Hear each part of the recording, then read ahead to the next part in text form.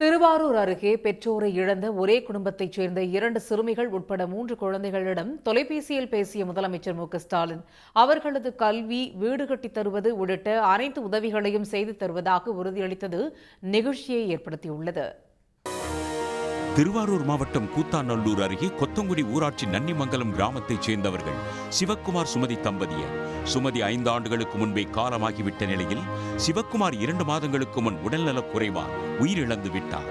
இதனால் அவரது பிள்ளைகளான 12ஆம் வகுப்பு படிக்கும் சுவாதி, 11ஆம் வகுப்பு படிக்கும் சுவேதா மற்றும் 4ஆம் வகுப்பு படிக்கும் சிவேஸ்வர் ஆகியோர் ஆதரவற்று நின்றனர்.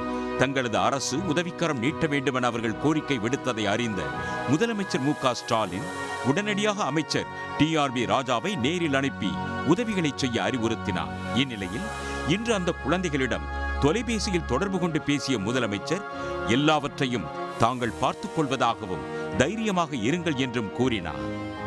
வணக்கம், ஸ்டாலின் பேசுறேமா. தைரியமா இருக்குமா, நாங்க பாத்துக்க தைரியமா இருக்கேன். ராஜா அமைச்சிருக்கிறோம், எம்எல்ஏ கூடிக்கலவான இருக்காரு, கலெக்டர் சொல்லியிருக்கோம். தைரியமா இருங்க, எல்லாம் பாத்துக்கிறோம். நாங்க தைரியமா இருக்குமா. இதையடுத்து குழந்தைகளுக்கு வீட்டுமனை பட்டாவை வழங்கிய அமைச்சர் ராஜா முதலமைச்சர் கூறியபடி விரைவில் வீடு கட்டித் தரப்படும் என்றும் உயர்கல்வி வரை படிக்கவும் வேலைவாய்ப்புக்கும் உதவிகள் செய்யப்படும் என்றும் கூறியுள்ளார். எம்எல்ஏ பூண்டி கலைவாணன் 50,000 ரூபாய் ரொக்கத்தையும் குழந்தைகளுக்கு வழங்கினார். தமிழக முதல்வரின் குடும்பத்தில் உள்ள குழந்தைகள் போல் பாதுகாக்கப்படும் என்பதை இந்த தருணத்தில் பதிவு செய்து, இந்த பிள்ளைகளின் கல்விக்கு மேலும் மேலும் என்ன தேவைகளையோ அனைத்தையும் செய்து தருவதாகவும் முதலமைச்சர் அவர்கள் உத்தரவாதம் தந்துள்ளார்கள்.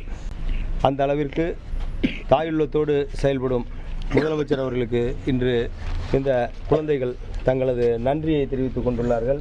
உதவிகளை பெற்றுக்கொண்ட பிள்ளைகள் முதலமைச்சருக்கு மனமார்ந்த நன்றியை தெரிவித்துக் கொண்டனர்.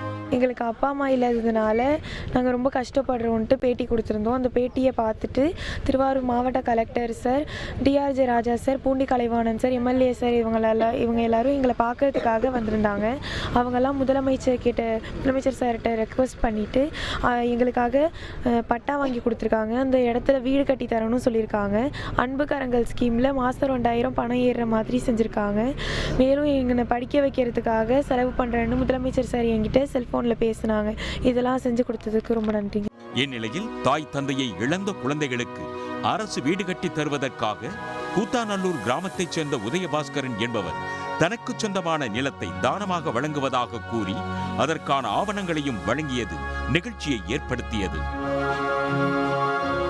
உடனுக்குடன் செய்திகளை தெரிந்து கொள்ள சன் நியூஸ் பெல் ஐகானை கிளிக் பண்ணுங்க.